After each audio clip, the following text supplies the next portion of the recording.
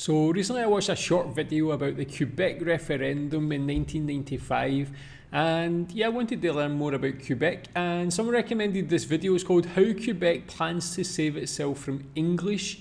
So yeah, of course they speak French in Quebec, and I think that's awesome. It makes Canada a very unique country, having this region, and yeah, interested to learn more about this and the relationship with English as well. This is a graph showing the percentage of French speakers in Quebec. Put simply, the language has been declining since 2001, even if slowly. It's quite a hard thing to come to terms with. I mean, Quebec is the only province in Canada where the francophones make up the majority of the population. And for Quebecers, preserving the French language is the only possible safeguard for the survival of the Quebec identity and culture. So in a world where everything is dominated by English-speaking media, Quebec is trying to save their province from Anglicization. But to understand not only how, we must first understand the way in which French initially survived. Canada was Yeah, that's interesting. I didn't really think about it or realise that it was declining. Guess it kind of makes sense, but if you're from Quebec, how do you feel about that? What do you think is causing that? I guess we'll find out some of the reasons. Maybe some families just want to focus more on English, I don't know, but yeah, I think it's important to keep hold of the language, as they said, for their identity. Canada was initially a French colony within the larger territory of New France after being claimed in 1535. But following the successful conquest of New France by British forces during the 7 Years' War, it became a part of the Kingdom of Great Britain in 1763. During all this, a period of violence and unrest was constant between the French-speaking population and the British, and continued during the American Revolution, with many of them siding with the Americans. All of this growing tension made the British fear that due to the proximity and already well-formed alliance, the Americans would help the inhabitants of New France rebel against British rule. So rather than engage in another costly war at the same time to try colonize them, Britain reluctantly passed the Quebec Act of 1774 to maintain peace, which allowed them to have French as their official language, use French law, and stay Catholic, or in other words, keep their culture. This rebelling against the English by preserving the French language really set the stage for everything we've seen since, and is still present today. Many laws, Yeah, what do you feel about that? That seems, I don't know too much about that part of history, but it seems quite a good thing from the British to allow that, rather than just force them out completely, as it looked like from that graphic was happening, but to give them that region and allow them to practice these things and keep that identity. Is it a good thing or not? I don't know. Tell me more about what you think. We've seen since, and is still present today. Many laws, acts, and bills have been passed since in order to assure that the French language would remain alive and well in Quebec. During the Quiet Revolution of the 1960s, which was basically a period of intense socio-political and socio-cultural change in French Canada, Quebec created the French Language Office, which was a public institution responsible for the assurance of the correct usage of French and enrichment of the spoken and written language. In 1974, the Official Languages Act was adopted, making French the sole official language of Quebec. But that wasn't enough though, so then came the Charter of the French Language, aka Bill 101 in 1977, requiring that French must be the language of legislation in the courts, administration, work, business, and education. Even in 2020, there was an amendment introduced to Bill 101 that stated that all government communications would be exclusively in French when communicating with other government bodies and companies. So, with all this in place, you'd think that Quebec would be able to protect the French language from declining, right? Well, it's not that simple. In fact, it hasn't really worked, besides slowing the decline of it. The proportion of Quebecers who only speak French as their primary official language fell from 83.7% in 2016 to 82.2% in 2021. And in that same time period, the number of people speaking English as their primary language increased from 12 to 13%. So in total, the English-speaking population has increased by 1.2 million, while the French-speaking population has increased by 120,000, 10 times less. Now, this is obviously scary news for Quebecers. So, as a result, the nationalist... Is that the cause of maybe like immigration, people speaking English as their first language moving there? Or is that actually people being born there that just the parents just choose to use English as a first language? Yeah, I don't know. 10 times less. Now, this is obviously scary news for Quebecers. So, as a result, the nationalist coalition Avenir Quebec, or CAQ for short, was re-elected in October of 2022 and gained a huge parliamentary majority on the premise that it would protect French as the dominant language in Quebec. As for how they plan to do this, well, let me introduce you to Bill 96. Passed into law on June 1st, 2022 and set to roll out in the coming years, this is without a doubt the most comprehensive bill ever passed by the Quebec government. Cited as a language protection bill, Bill 96 is set to reshape many aspects of public life for Quebecers. The first part has to deal with immigration. See, declining birth rates among francophone Quebecers has been a key problem for quite some time. With less and less native Quebec people, you can't expect the language to be passed on to new generations as a first language they're most comfortable in. Even with immigrants coming to try replenish these numbers, they're simultaneously contributing to the fall of French. I feel like also, like, if immigrants go to the country, they should be, if French is the official language, they should be learning French and speaking French. Like, I moved to Malaysia, then I learned Malay.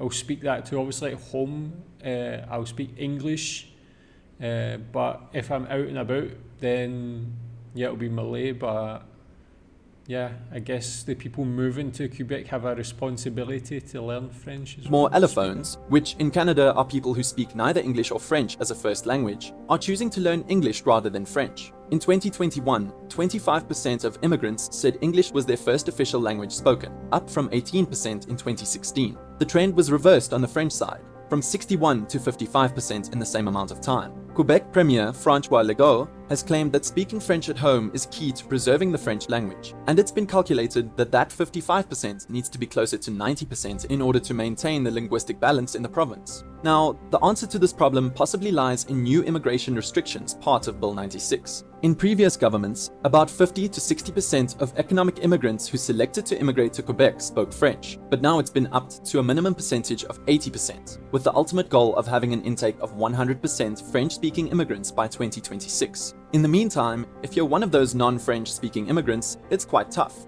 Upon arrival in Quebec, immigrants are allowed to receive services in English for up to 6 months. The refusal or inability to communicate in French a mere 6 months after arrival will result in the halting of all services unless it's extremely important to your health.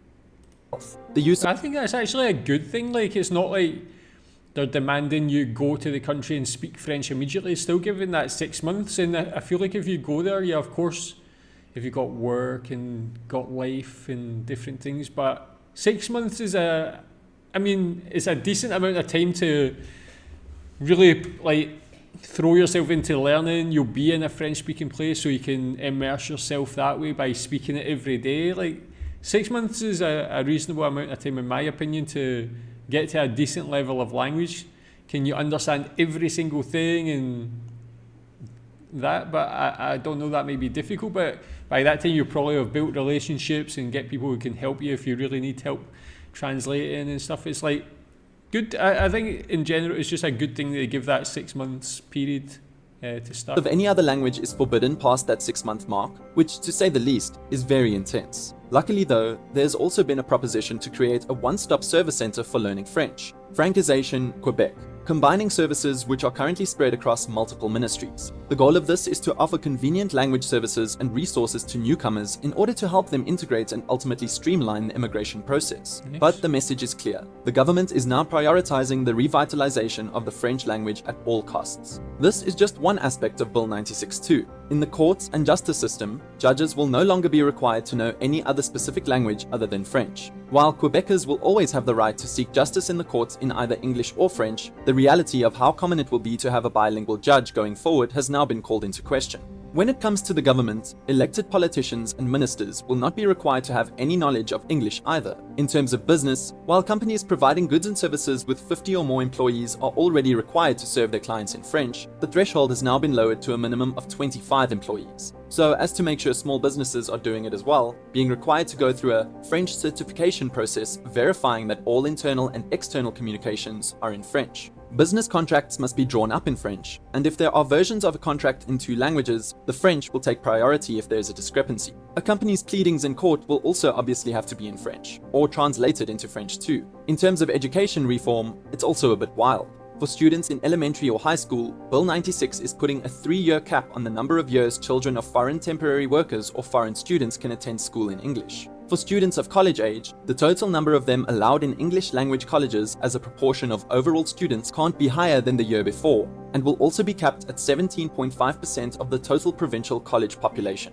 Access to English language programs in French colleges will be reduced too. The mandatory French language exams that students must pass in order to graduate from French colleges will also be extended to francophones and allophones studying at English colleges. The new law says that a student who doesn't have the speaking and writing knowledge of French required by the government can't get a diploma. So this means whether or not you studied at an English or French university, you'll need to take a French exam, and if you fail, you can't graduate. The last part of the bill essentially focuses on enforcing everything it's doing. See, in 2003, the French Language Office of the past was renamed to the Quebec Board of the French Language, or OQLF for short, and has begun acting almost like a language police ever since. If Quebecers think their right as customers to be informed and served in French isn't met, they can send a complaint to the OQLF to get things sorted. As for if it works, let's see. In 2013, they told off an Italian restaurant for having too much Italian on its menu when French should be the predominant language. In 2015, they forced a hospital in Gasp to take down bilingual signposts they had up, even though a sizable English-speaking population live in the region.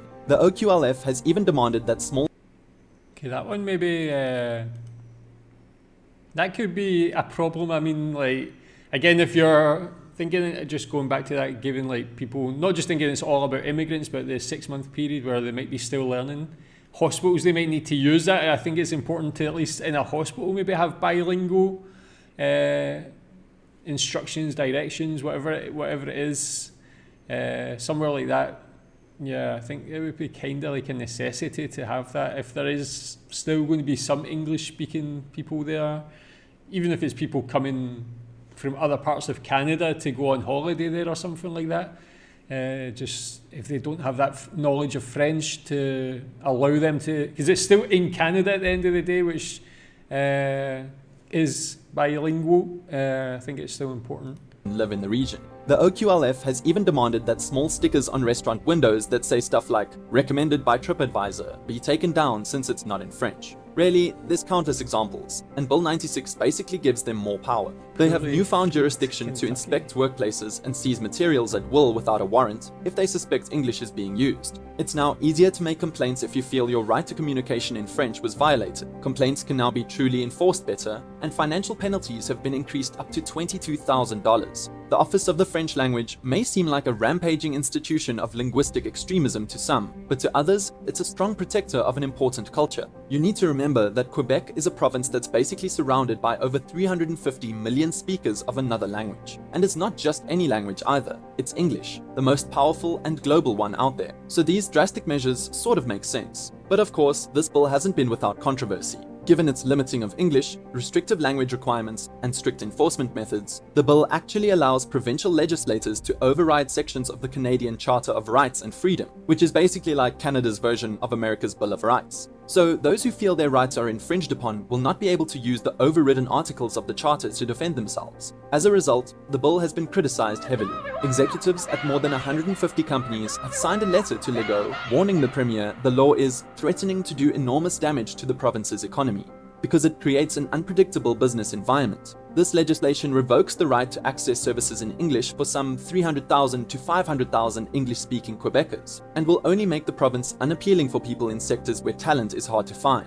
Quebec business owners argue Anglicization is inevitable to some extent due to the internet and internationalism of the modern world, and it's inevitable if they are to run their operations efficiently. Meanwhile, Indigenous groups have also demanded an exemption from the bill, citing the need for Indigenous nations to have the freedom to hire whoever they desire, regardless of their first language, in order to fill human resource needs in their respective territories. In the end, the Quebec government wants to protect the French language at any cost. And, I mean, the people of Quebec overwhelmingly voted for this government, so they must want to as well. It's not like it's a foreign concept either. We always want to protect the things we love. Only time will tell though if all these measures work, or if Quebec ends up becoming anglicized like Louisiana did so many years ago. Thank you for watching. Yeah, very complex situation. I can see like the pros and cons of it for sure. Like I feel like, yeah, if it is a French-speaking province, then people should have the responsibility to go and learn and speak that. But yeah, some of the measures, as it was talking about near the end, those seem quite extreme. But again, if they're really wanting to hold on to it so much, that's what they've got to do, I guess. But yeah, it makes it more complex, as I said, because, like, as I mentioned at the end, Canada being filled with English speakers outside of Quebec, and for international business, how globalized, as I said, like using the internet, everybody, like I live in Malaysia. Even in Malaysia, they're bilingual as well, Malay and English, and they kind of flip flop. They don't have that kind of just pick one and go with it. Sometimes in schools they'll be mostly in Malay, sometimes mostly in English, but they'll be flip flopping. And yeah, you can definitely see the younger generation speaking more and more English. But if Quebec, wants to save itself from English, as it says there, then it needs to be quite extreme. But tell me what you think about this. Tell me what you think about the measures they're imposing. Thanks.